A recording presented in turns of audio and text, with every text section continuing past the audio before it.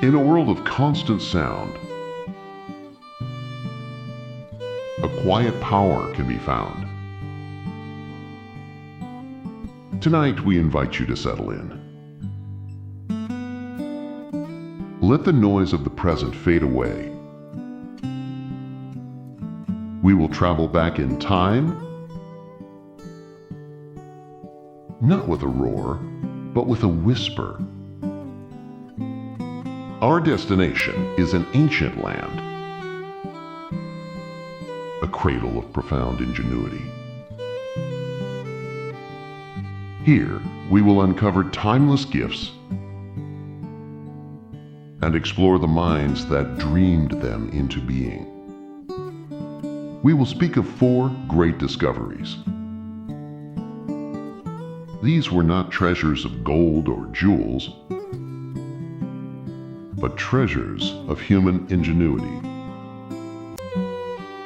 The first was paper, a new canvas for history. Then came printing, which gave knowledge a powerful voice. The compass, which offered direction to the lost. And gunpowder, a volatile force for change. These 4 powerful ideas were born in the East. From there, they spread across the continents and quietly changed the rhythm of the entire world. Before the age of paper, history was heavy. In ancient China, words were not simply written. They were carved into permanence. Scribes painstakingly etched stories onto slats of bamboo. A single book could be a heavy bundle, a library requiring carts just to move its volumes. Knowledge was a literal burden to carry. These were libraries, not of pages, but of forests, bound in twine. The alternative was precious silk. Light, but so expensive it was, a luxury few could afford. For most, the world's great ideas remained out of reach. Then came a court official of the Han Dynasty, Cai Lun. He observed the patient work of nature and dreamed of a new canvas for thought. He experimented with what others discarded. Mulberry bark, hemp fibers, and old fishing nets. He instructed workers to mash these into a watery pulp. They spread the thin mixture across a fine screen. As the sun dried the mat, a new substance was born. A delicate, strong sheet, ready to carry the future. This was more than just a new surface. It was a revelation in written history. A surface that drank ink with a gentle thirst. Unlike the rough materials that came before, this new material allowed for incredible detail. The stroke of a brush could now be fluid and exquisitely precise. On it, poets captured fleeting moments, and emperors governed vast lands. A silent revolution had begun. For centuries, papermaking was a treasure held only by China. The empire protected this knowledge fiercely. It was a source of immense power. But like a seed on the wind, the knowledge began its slow drift westward. It traveled along the legendary Silk Road. It was not carried as an official decree, but as a quiet promise, carried in the minds of curious monks and in the saddlebags of merchants. From desert sands to cloistered walls, a simple sheet answers history's calls. The technology of paper, once a guarded secret,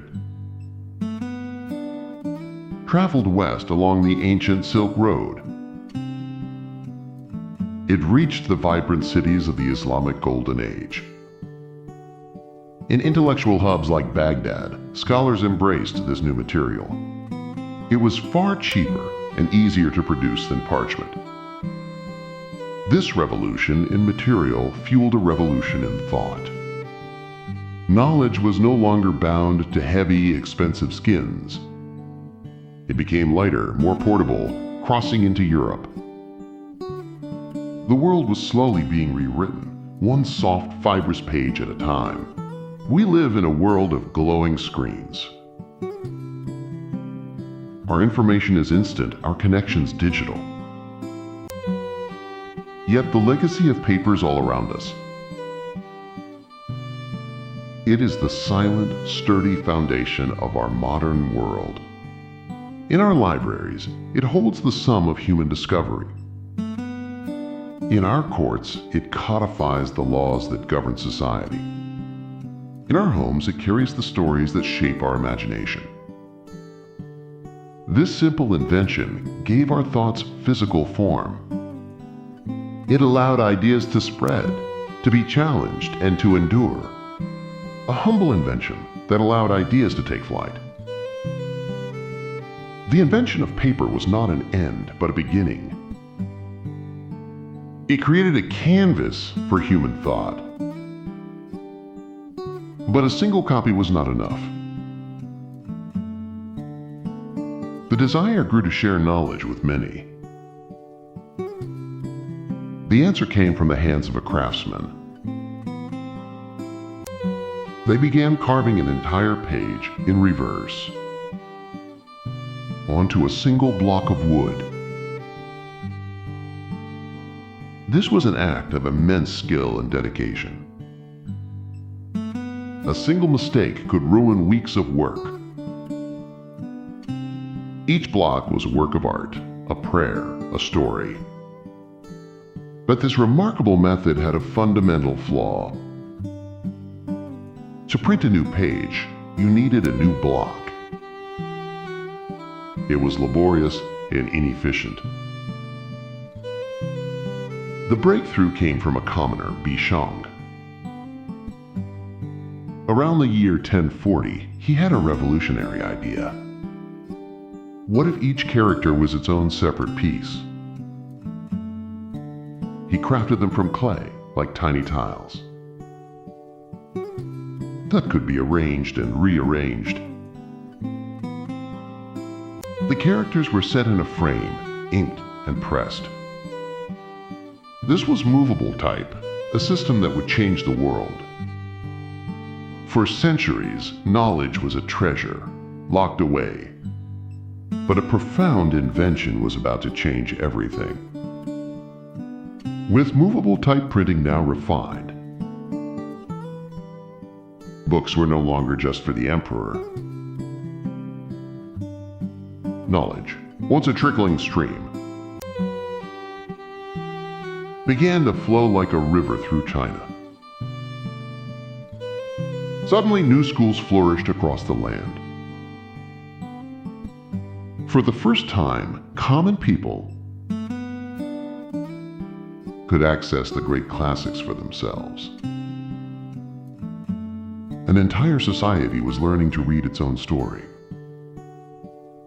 Centuries would pass, the world would turn, and the idea would echo in a German workshop. A goldsmith named Gutenberg, unaware of his predecessors, developed his own revolutionary press. His invention would ignite a new fire in Europe. The quiet dance of Chinese characters had set the stage for a global information age. A connection was forged across time and space. An ancient spark that changed humanity forever. From deep in the earth, a secret to keep. A stone of strange power, while the world was asleep. For centuries, humanity looked to the heavens for guidance. But this story of direction begins not in the sky, but with a mysterious mineral, the lodestone. This was no ordinary rock. It possessed an unseen force. When allowed to move freely, it unfailingly pointed south. Before science could explain this, mystics claimed it. They used its power to harmonize the energy within homes and to predict futures on intricate divination boards.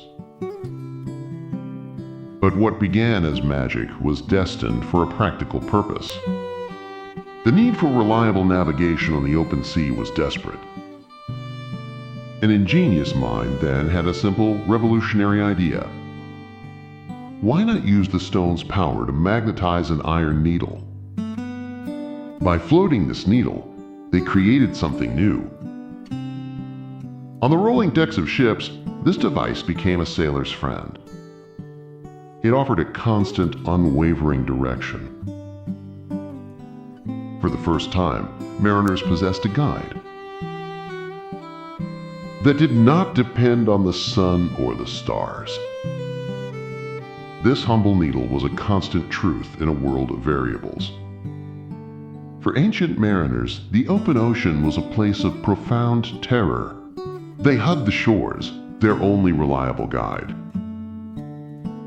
To lose sight of land was to be lost completely. But a profound change came from a simple observation. A floating needle, touched by a magnetic stone, would always point to the constant, unchanging north. This gave sailors a fixed point in a trackless world. With a reliable bearing, they could chart a course. The terrifying void was becoming a navigable space. The compass did not conquer the sea. It gave humanity the courage to understand it. With this new confidence, a single tool began to weave the world together. In the east, it guided the immense treasure fleets of Zheng He. His expeditions charted vast new territories for the Ming Dynasty. Centuries later, in the west, it empowered another explorer.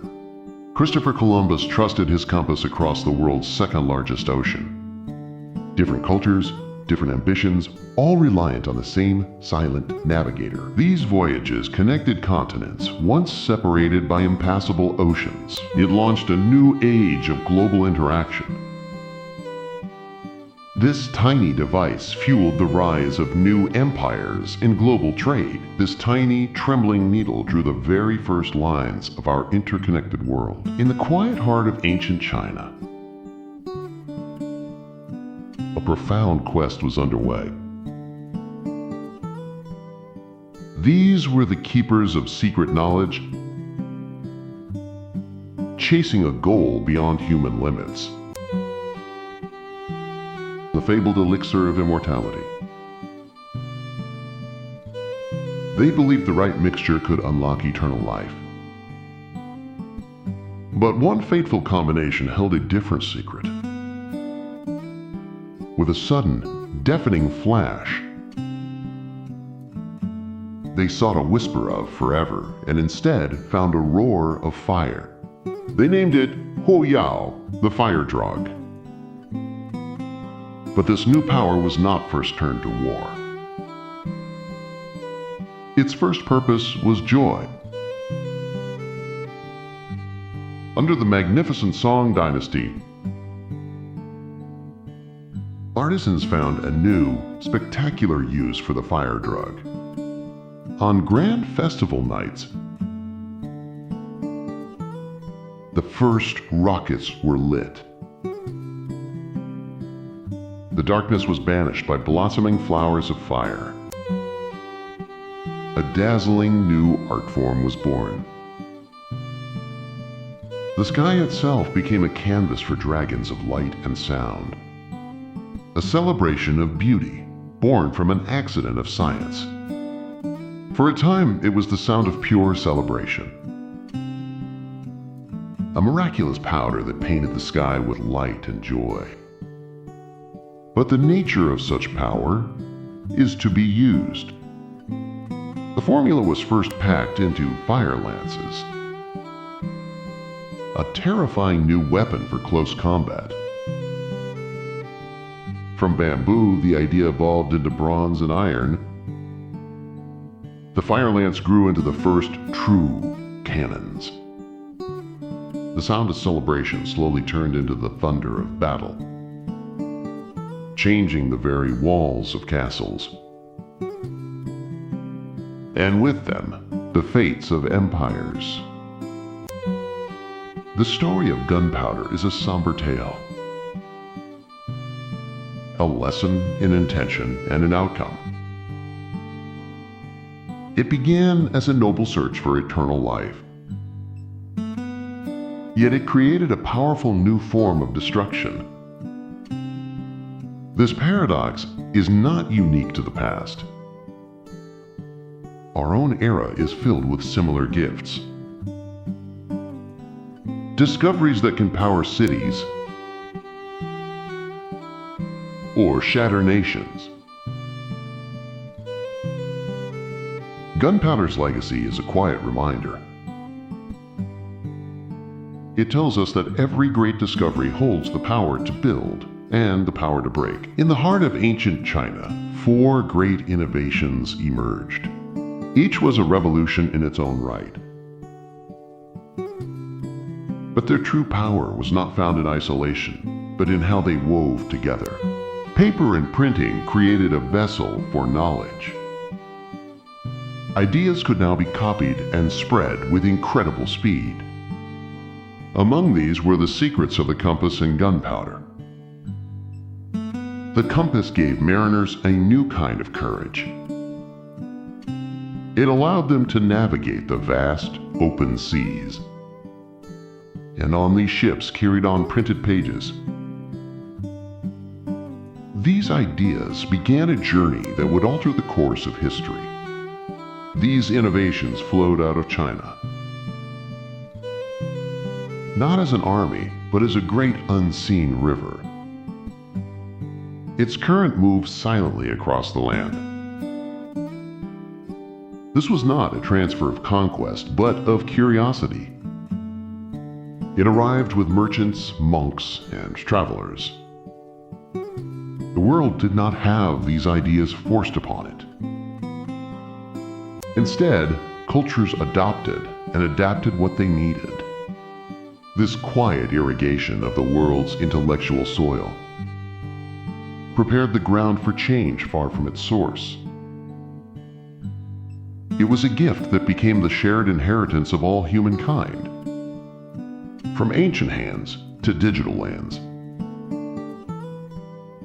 The echoes of the past surround us.